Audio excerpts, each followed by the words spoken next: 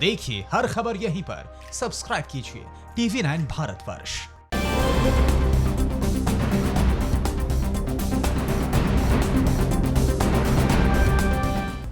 Lockdown पर सरकार और विपक्ष के बदले सुर। अम्फान तूफान से बंगाल और ओडिशा में कितनी हुई तबाही, ईद मुबारक के दौरान रखे किस बात का ख्याल। देश की बड़ी खबरों के लिए देखिए टॉप 9 राष्ट्र। कोरोना संकट पर केंद्रीय स्वास्थ्य मंत्री डॉक्टर हर्षवर्धन ने बीजेपी प्रवक्ता JVL नरसिम्हा राव से बातचीत में कहा, मार्च के दूसरे सप्ताह में आसपास जब दुनिया में तेजी से कोरोना संक्रमण हो रहा था और भारत में पहला केस आने के बाद 1.5 महीना बीत चुका था, तब भी हमारे देश में कम ही केस थे। लेकिन उस समय जमातियों से संबंधित दुर्भाग्यपूर्ण और गैर जिम्मेदाराना घटना हुई, जिससे हर राज्य में केस अचानक बढ़ गए। राहुल गांधी ने 22 विपक्षी दलों के साथ हुई वीडियो कॉन्फ्रेंसिंग के जरिए बैठक का वीडियो शेयर किया है। वीडियो में राहुल गांधी ने सरकार पर निशाना साधते हुए कहा कि देश में मनमाने तरीके से किया गया लॉकडाउन पूरी तरह से फेल साबित हुआ। राहुल ने यह भी आरोप लगाया कि केंद्र की गलत नीतियों की वजह से देश में कोरोना मरीजों की संख्या बढ़ी। बीजेपी सांसद प्रवेश वर्मा ने पलटवार करते हुए कहा कि राहुल गांधी वायरस हैं।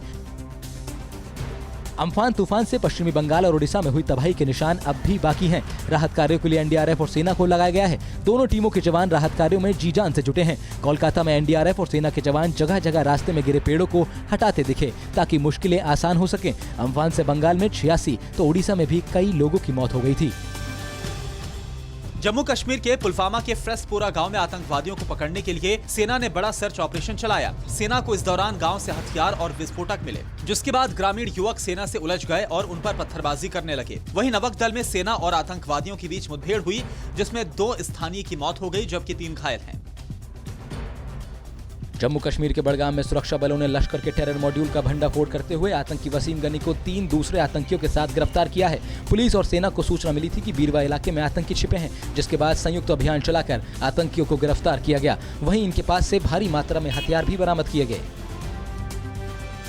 दिल्ली पुलिस की स्पेशल सेल ने इजराइल नाम के एक बदमाश को गिरफ्तार किया है, जो 20 से ज्यादा जघन्य अपराधों में शामिल था और उस पर दिल्ली पुलिस ने 50,000 का इनाम रखा था। इसके पास से एक पिस्टल और 3 जिंदा कारतूस बरामद हुए हैं। ये बदमाश 10 महीने से पैरोल जंप करके फरार था। ये साल 2008 के फेमस ओम प्रकाश उर्फ बंटी बाइकर्स गैंग का सक्रिय सदस्य है। देश भर में आज मनाई जा रही है ईद। कल चांद दिखाई देने के साथ ही ईद का जश्न शुरू हो गया। हालांकि कोरोना संकट को देखते हुए ये जश्न घरों के भीतर ही सिमट गया है। लोग घरों में ही नमाज अदा कर रहे हैं, लेकिन इसके बावजूद कुछ लोग पर्सनल डिस्टेंसिंग की धज्जियां उड़ाते दिखे। ये तस्वीरें दिल्ली की जामा मस्जिद इलाके में मटिया महल बाजार की है। कोरोना महामारी के बीच गर्मी का भी सितम बढ़ता जा रहा है। मौसम विभाग ने दिल्ली, पंजाब, हरियाणा, यूपी, MP, राजस्थान समेत कई राज्यों को अलर्ट जारी किया है और आशंका जताई है कि अगले 5 दिनों तक तेज लू चल सकती है। इस दौरान तापमान 47 डिग्री तक भी जा सकता है। वहीं यूपी को लेकर अलर्ट किया गया है कि राजस्थान की ओर से धूल भरी हवाएं भी आ सकती हैं। भीषण गर्मी से इंसान से लेकर जानवर भी परेशान हैं। लॉकडाउन के चौथे फेज के बीच मिली छूट के बाद AC, कूलर और इलेक्ट्रॉनिक्स की दुकानें खुलने से लोगों ने राहत की सांस ली है। 45 डिग्री वाली चिलचिलाती गर्मी से परेशान हैं लोग।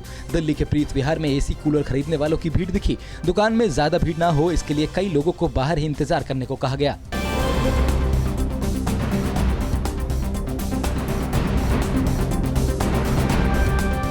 फिक्र आपकी, सोमवार से शुक्रवार रात 9 बजे सिर्फ TV9 भारतवर्ष पर।